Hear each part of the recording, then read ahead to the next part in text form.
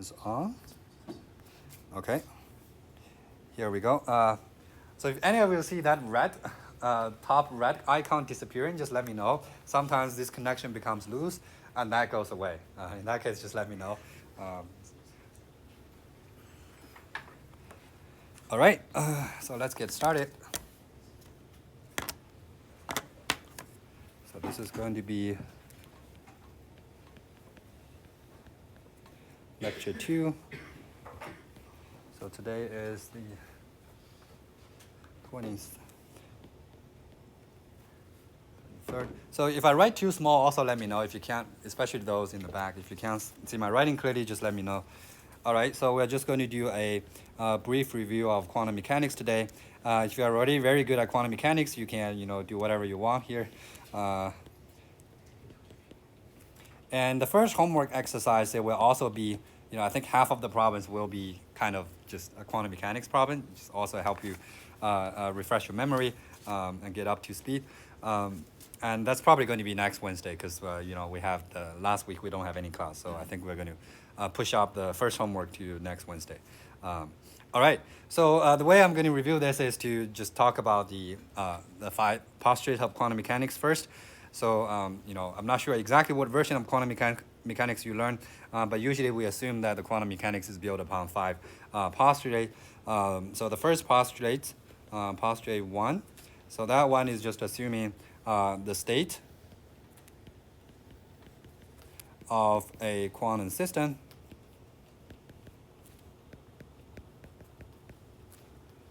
is described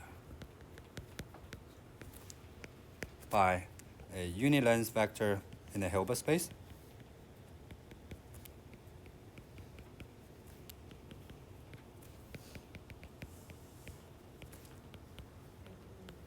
And this is represented by the Dirac notation, which is called the ket of psi. And that's the first postulate. And the second one is kind of closely related to this. So we have the state, but we also need a different thing, which is called the operator.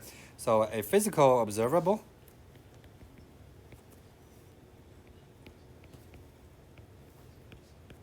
of a quantum system is described by an operator in the Hilbert space, in the same Hilbert space where your quantum state lives at. And this is denoted by this Dirac notation A with a hat on top of it. What it does is changes one state to the other. So what it does is if you have an operator applying on some quantum state, then it goes to some different quantum state, let's call it psi, prime. So operator changes one state to the other, and in the linear transformation. So because quantum mechanics can be represented by linear algebra. So these are the first two fundamental assumptions. And I want to talk a little bit more about sort of the mathematical implications of these two postulates. And these are really the basics. And we're going to deal with operators and state, of course, in the rest of this course here. So sometimes I don't write the hat on top of the operator. As sometimes people just get lazy, and even in literature, you don't see people using the hat on the operators a lot. Sometimes you just need to guess whether it's an operator or it's something else. So the first thing we notice is that in order to represent either the quantum state or the operator, we often choose a basis of the Hilbert space. It's kind of like your coordinate system. And the basis, so for example, for any Hilbert space, you can choose a set of bases. So here I'm just denoting it by chi1, chi2, all the way to, say, chi n. So suppose you have n of these bases. In most of the cases, we're going to deal with a finite dimensional Hilbert space. So your capital N here is just some number. For example, you have a Q beta, it's just 2, right? You have a chi1 and chi2. Yeah, go ahead, Kobe. Are we going to be dealing with the density matrix at all? Yeah, we're going to be dealing with that, but I'm going to talk about it later. Yeah. So usually we're just going to be dealing with a finite number of bases, but occasionally we're going to use like a continuous version of them, which is assuming like the particle is moving continuously in space, and in that case the Hilbert space dimension actually becomes infinite. For example, you can use the collection of the position bases, which basically correspond to a particle particularly at position x. In this case, x can be any real number. Right, it can be any real number, and that is kind of like a continuous basis. You have infinitely many of them. But in most cases, we'll have these, finite dimensional bases. And in this case, you can basically represent any quantum state using a Cartesian vector. So I typically just denote it by a precise with an arrow on top of it, which means it's a Cartesian vector. And this one, you can basically just write the the values of the Cartesian vector, and that basically means your state is expanded in this basis. So it's a sum over, I from 1 to n, and then you have ai and chi I. Right, so it's a linear superposition of these basis vectors, and these superposition coefficient can form a Cartesian vector. And the reason why I need to mention this is if you want to do any numerical calculation of your quantum problem, which actually we'll have several homework problems dedicated to that, you have to change the state representation. You have to use a Cartesian vector to represent it, because in a software we're basically dealing with vectors and matrices. So we always need to use this. It's also called a matrix representation. And similarly, you can represent an operator under this basis as well. So if you have this operator A here, I can always expand it as sum over, instead of just I'm summing over I and j. I have two indices, so it becomes aij. And I have the outer product of these basis vectors. So the outer product here is basically is an operator. And in this case, I basically get a matrix. So this means I can use a matrix A here. It actually, in my lecture note, I'm going to use like a bold letter A. Here it's kind of hard to draw it by hand. So the bold A will basically mean it's a matrix, and the matrix looks like this. I have A11, A12, all the way to A1n, and then I have AN1 all the way to ANN, and so on. So we get a matrix here. So the aij here is the ith row and jth column of this matrix A here that represent the operator. So of course, if you're doing any numerics, for example, you want to find the ground state of your Hamiltonian, you need to represent your Hamiltonian operator by a matrix like this, right? And of course, there's always a question as how do you choose the basis? And for example, in most of our cases, if you have a system of many qubits or many spins, we're just going to choose like a natural basis, for example, the 0 and 1 state for a qubit, and that is something called the computational basis. So if you just choose the 0 and 1 for qubit systems, known as computational basis,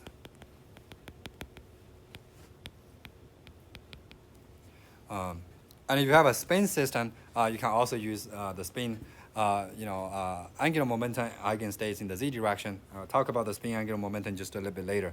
But there's usually some natural choice of basis for you to represent your quantum state and Hamiltonian. And you can always change the basis if you want. I'll talk about that a little bit later. And the other thing I want to mention is for the quantum state, an overall phase does not actually matter. So if you have like a psi tilde that is equal to e to the I phi of psi, then the psi tilde and psi describes the same physical states. So overall phase does not matter. And it's very important that we're talking about overall phase, not relative phase. If you have a state, for example, a psi tilde that is made of psi 1 plus psi 2, and then you have another one, say, let's call it something else.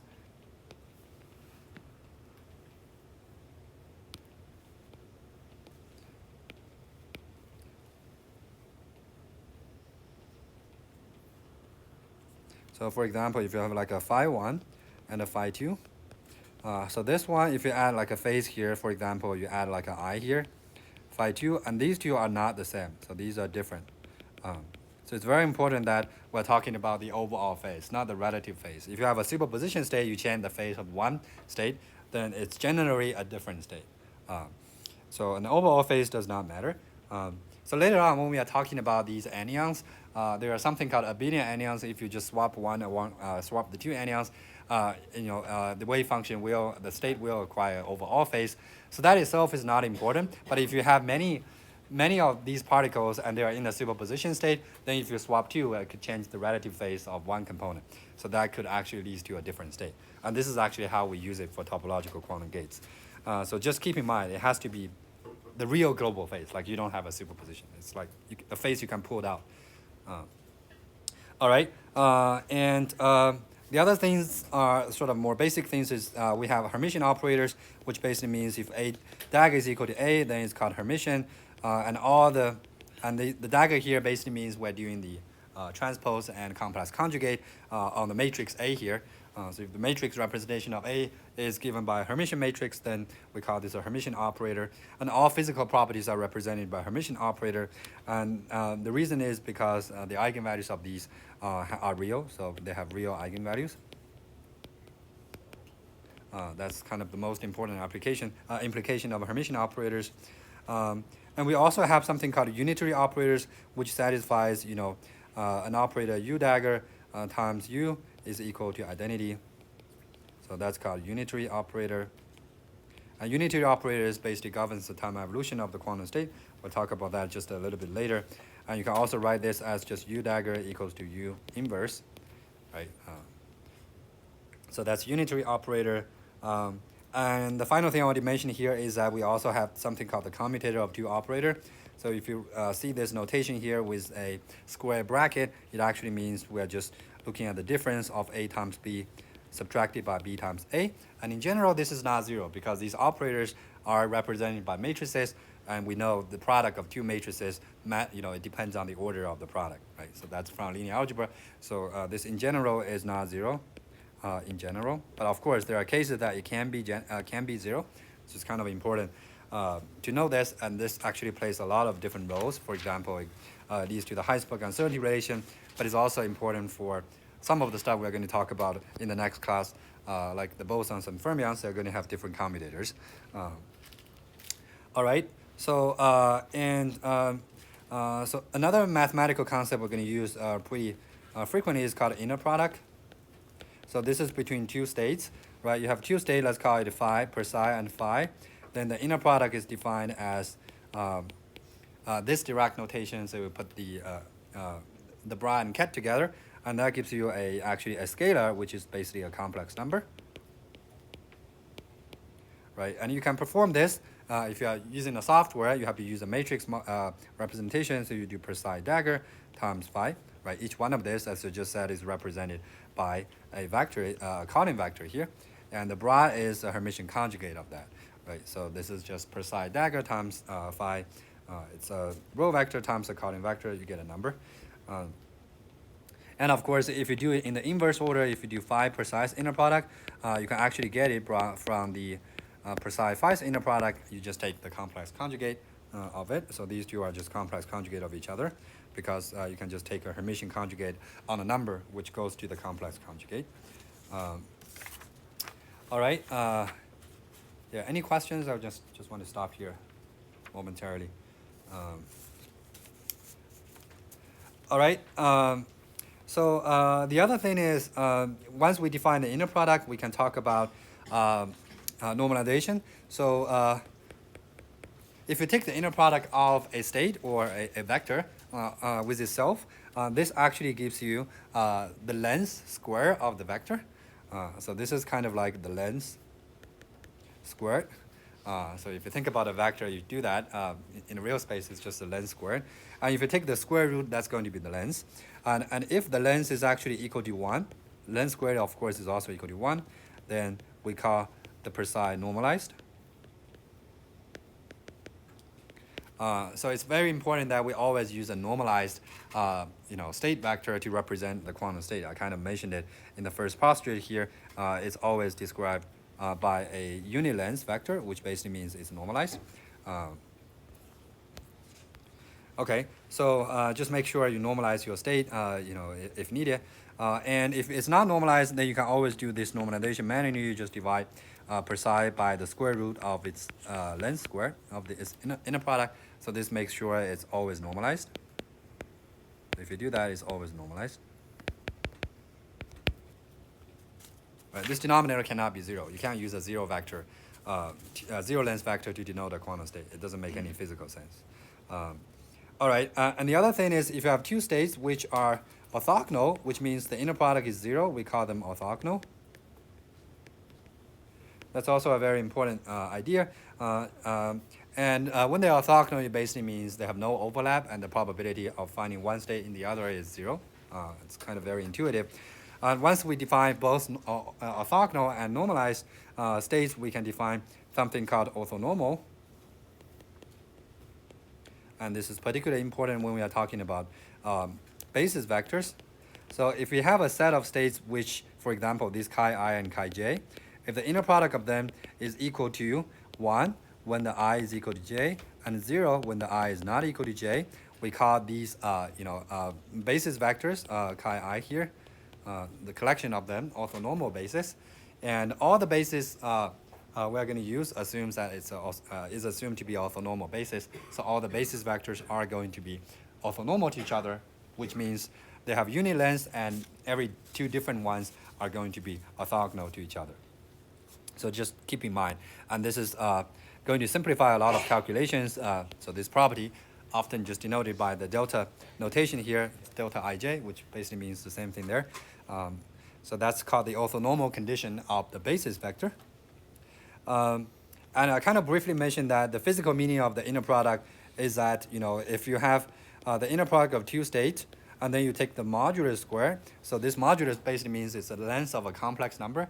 So it's a real part square plus imaginary part square. Then you take the square root. So that's the length square of this complex number. So this actually represents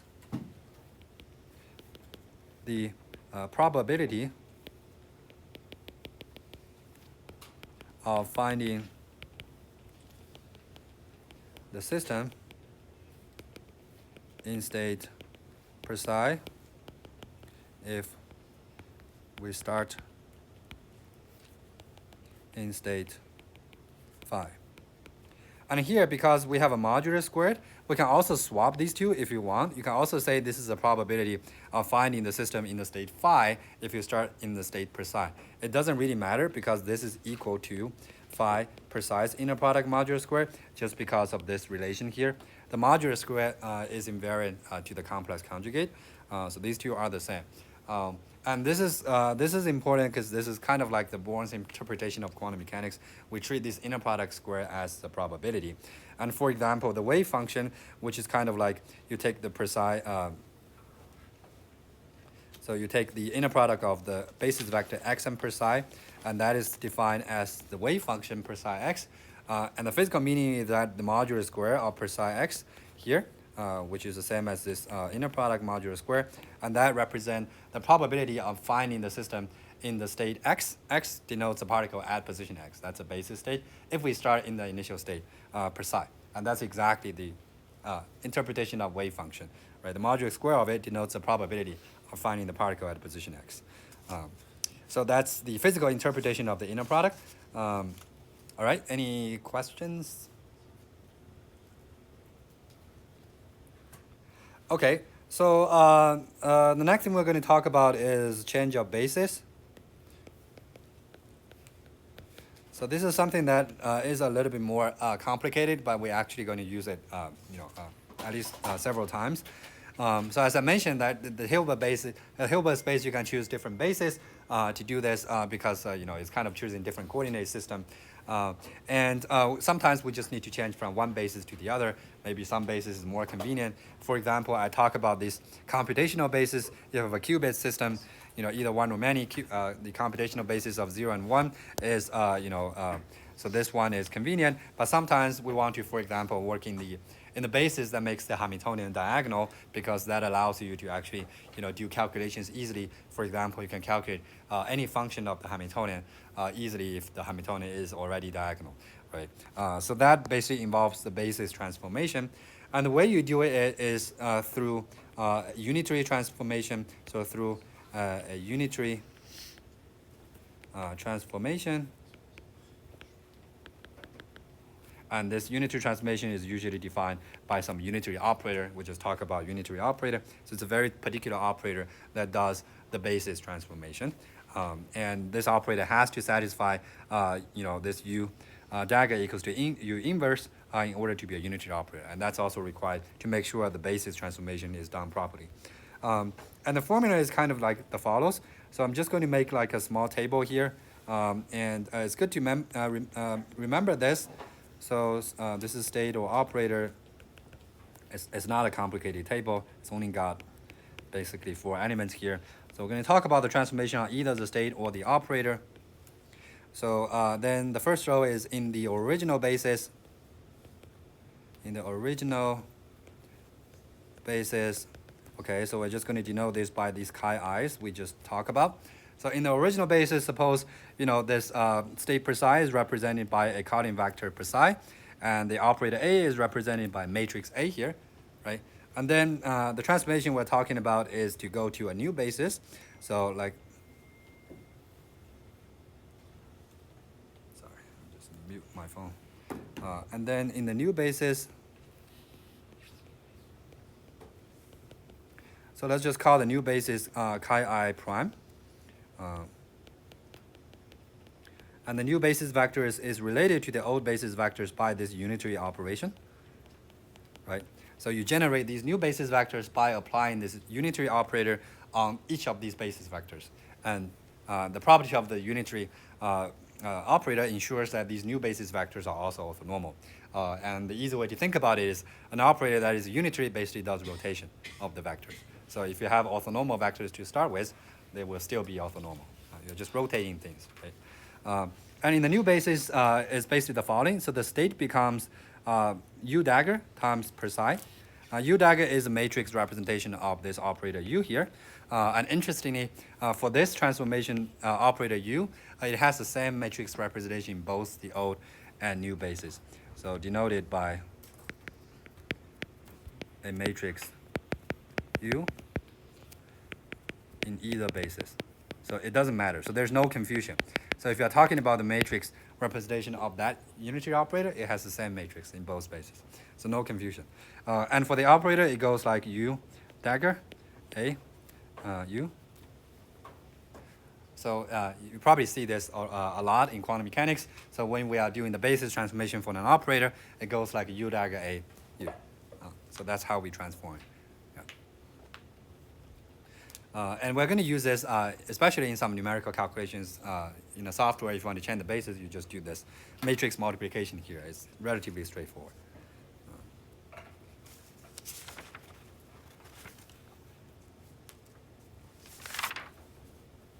Okay, so any questions before we move on? Okay, so so that's a first two postulates and kind of all the mathematical implications. And then we're going to talk about the next two postulates. So postulate 3 and 4. Usually we put them together, so I just put them together. They are called the measurement postulates.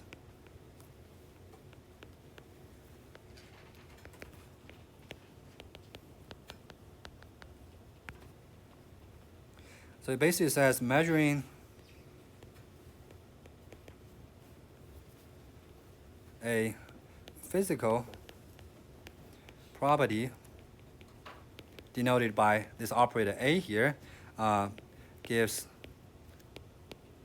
one of A's eigenvalues.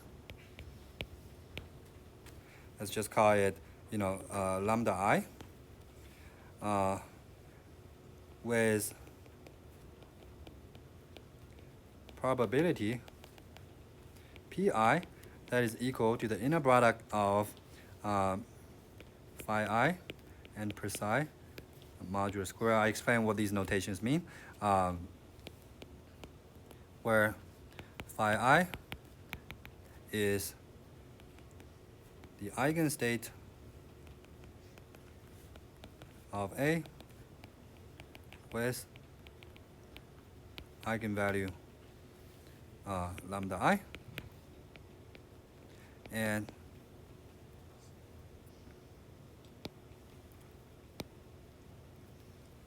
per psi is the state before the measurement. Kind of long because I combined two postulates.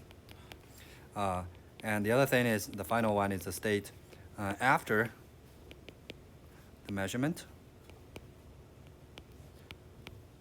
becomes phi I. So it becomes that eigenstate. And if you forget what the eigenstate and eigenvalue means, it basically means the operator A, you can think about it as a matrix applying on this eigenstate, which is divided by a Cartan vector in the matrix representation, is equal to some number, lambda I, times that vector. So that's an eigenvector property in linear algebra. So that's an eigenvalue equation. And if you measure this physical property, A will always give you one of the eigenvalues with this probability, and the state becomes that eigenstate after the measurement.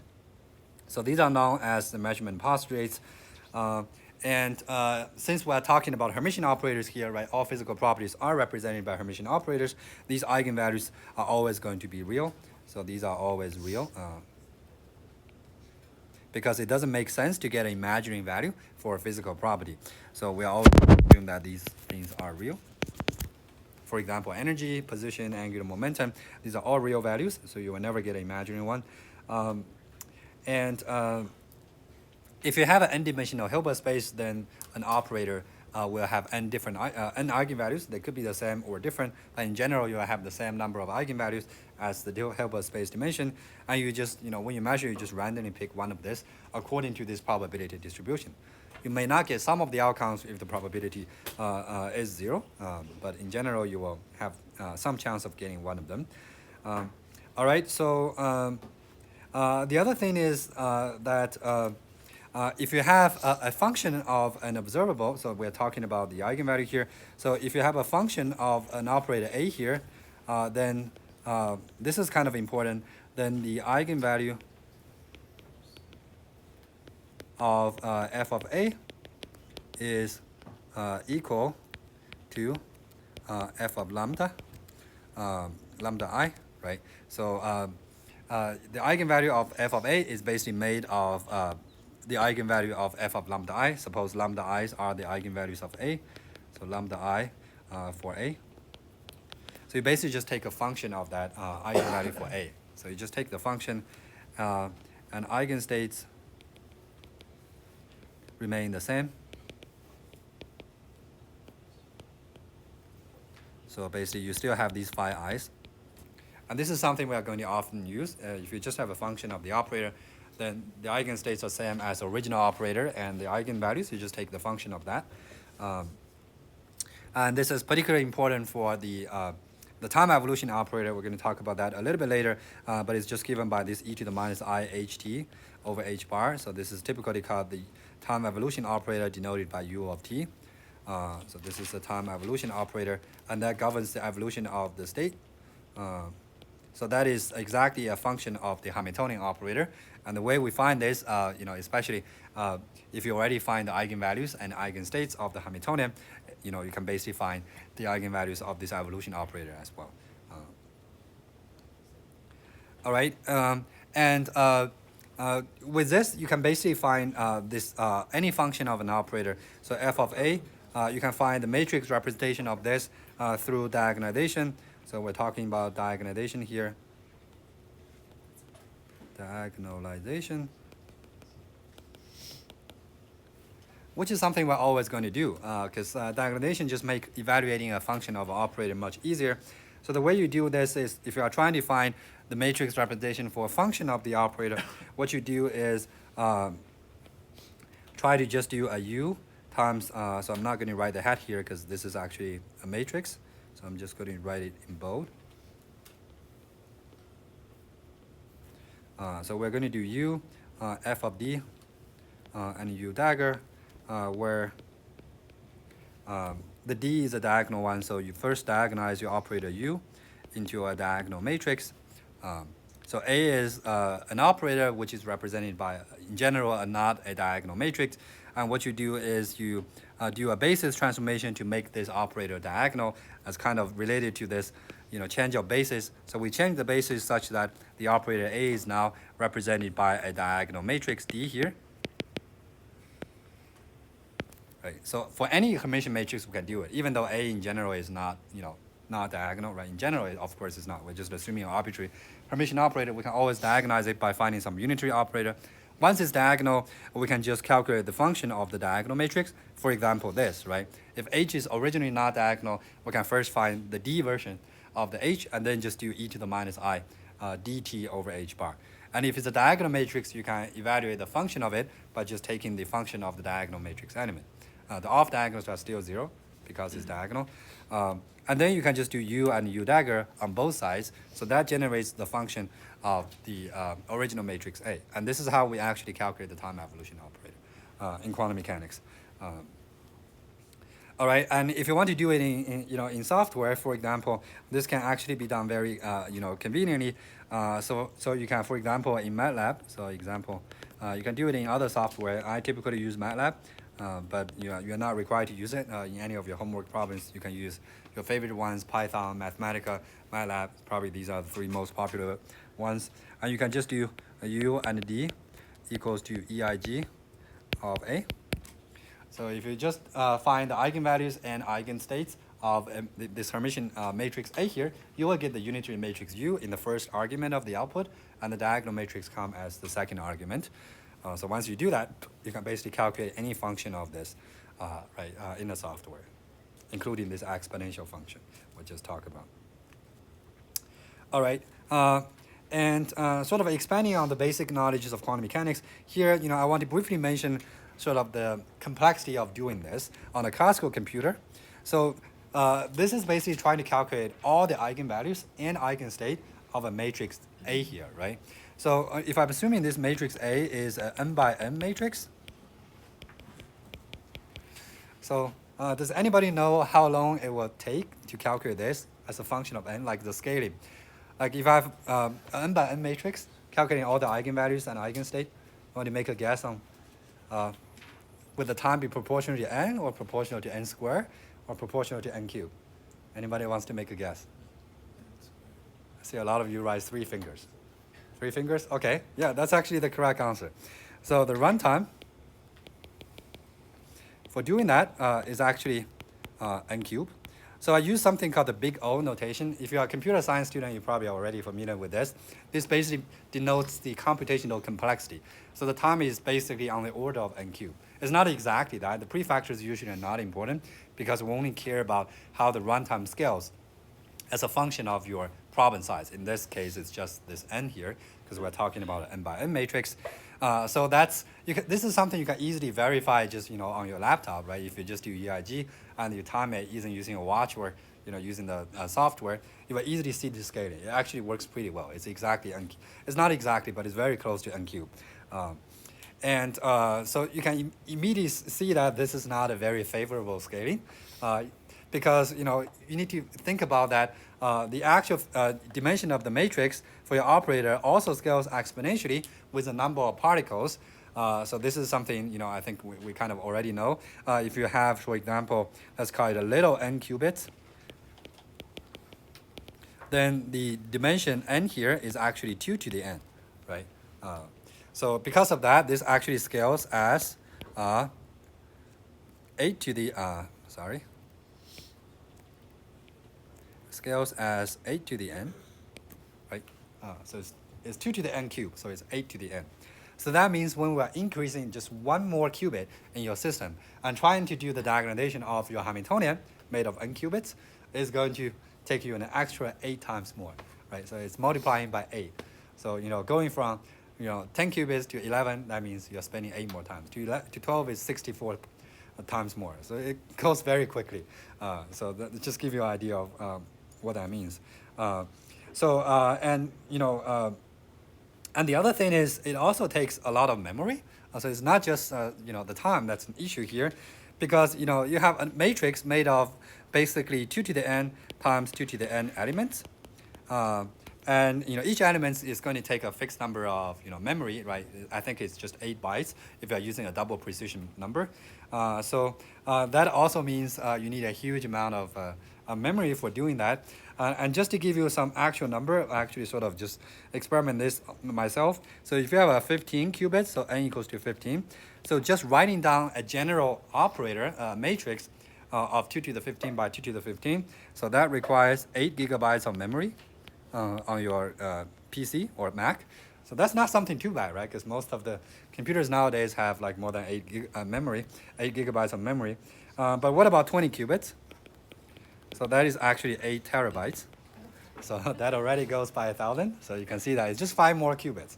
And now 8 terabytes is pretty much nothing that we can afford, right? Even if you have a supercomputer like HPC, 8 terabytes is very hard to find, right?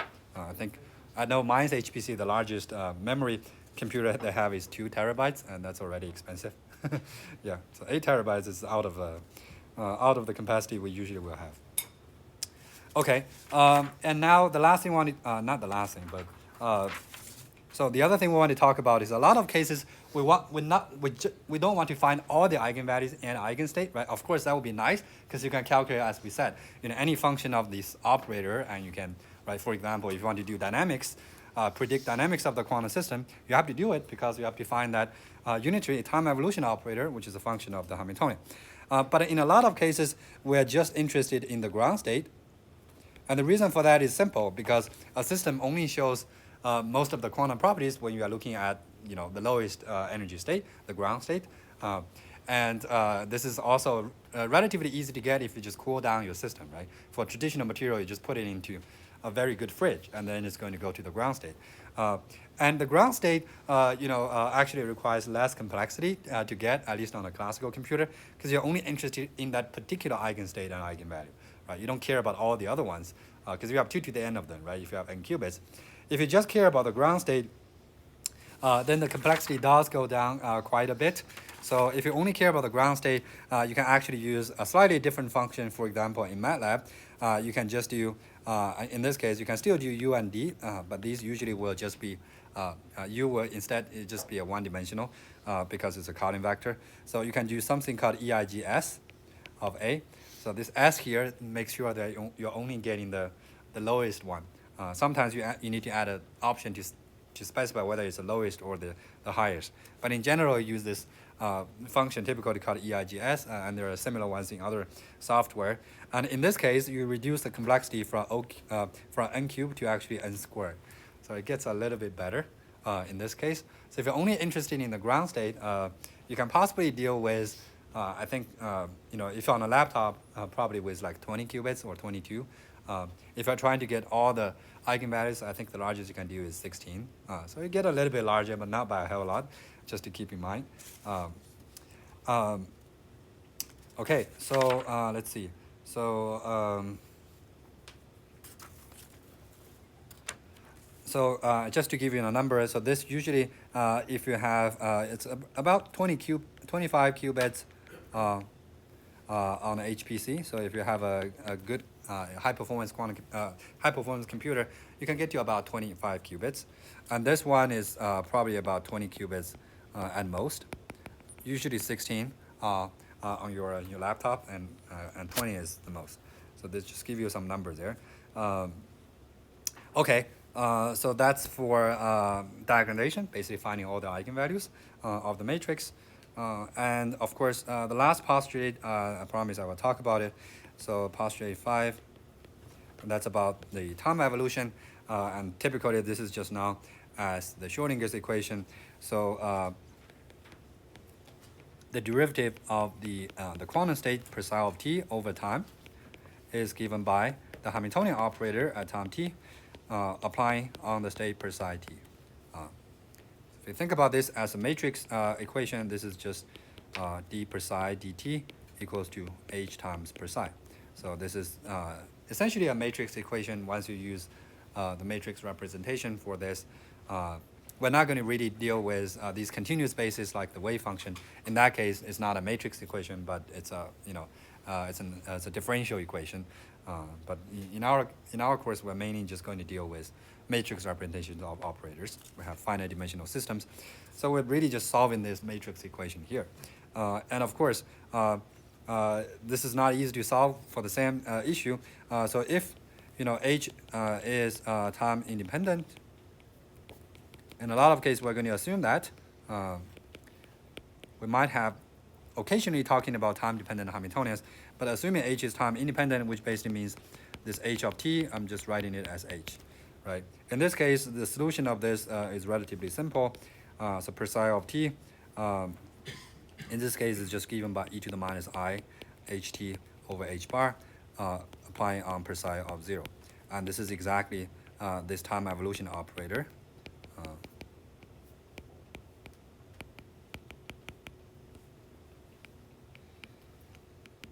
Oops. Oh, yeah, I think it's sometimes that happens. I don't know why. I didn't really move anything around. Yeah. Oh, okay, I think it's probably a loose connection. Let me try to plug it in and again. Oh, okay, here we go. Hopefully it's going to stay there for a while. So here I'm not, doing things very rigorously. In principle, this is a matrix, but since we use a matrix representation and kind of use operator and matrix interchangeably, so that's how we do it. We basically take the exponential of this Hamiltonian, as we just said, through diagonalization, and you can only do it for about at most 20 qubits. And that's a limit. Of course, there are going to be better methods we're going to talk about that could potentially expand this to more qubits, because essentially 20 qubits is not a very big number. We can't call a 20 qubit system large enough. We know that we already have quantum computers more than 20 qubits, so we definitely need to do things better. So the last thing I want to talk about is spin angular momentum.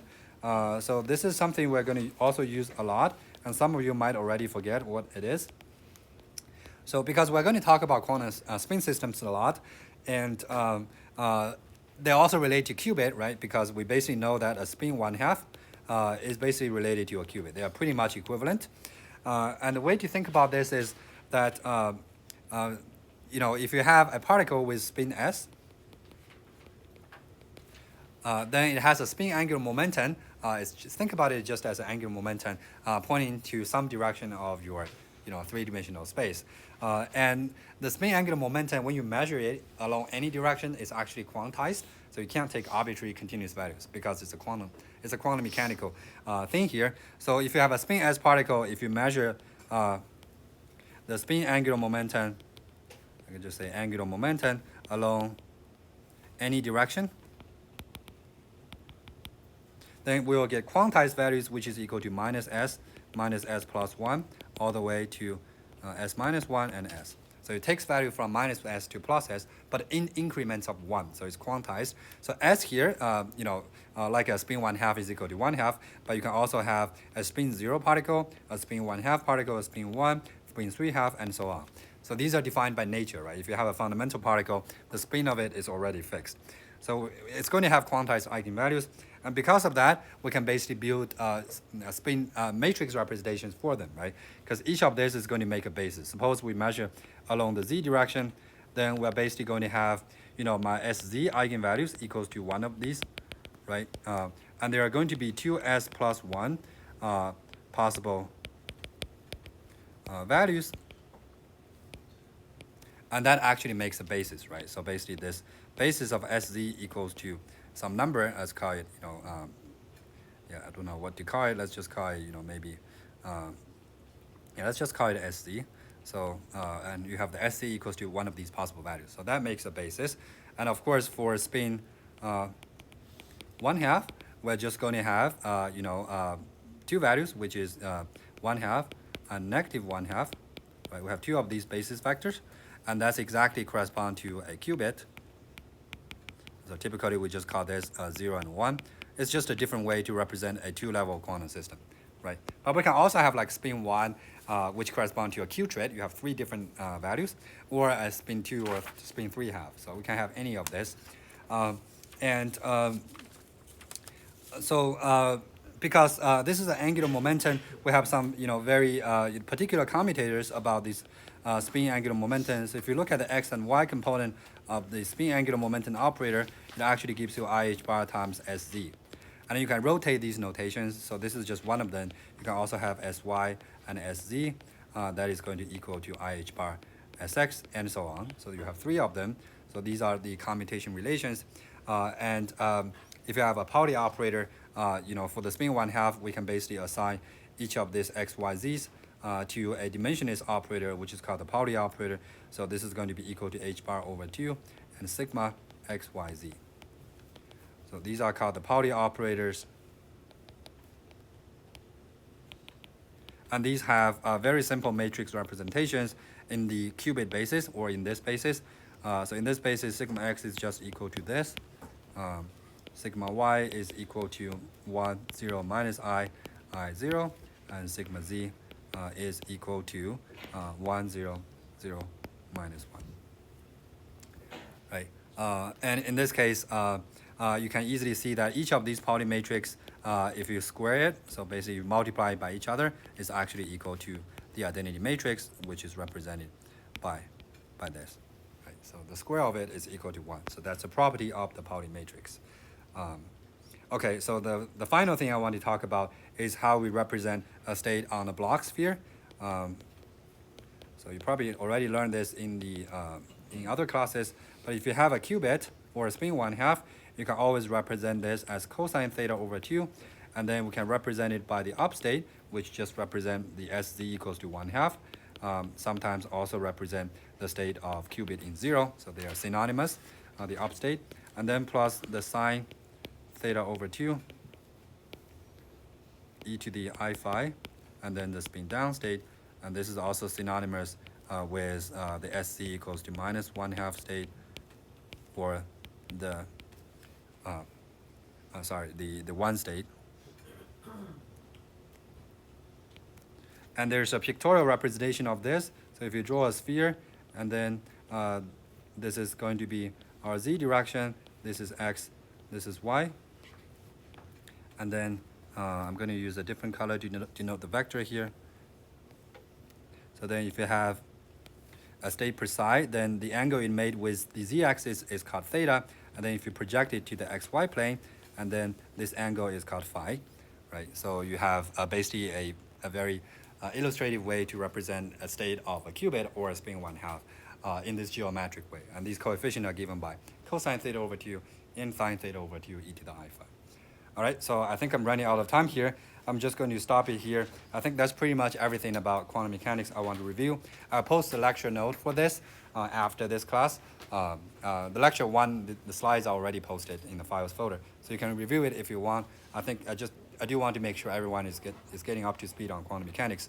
And next class, we're going to really talk about a many-body system. All right, see you on Wednesday. Have a good one.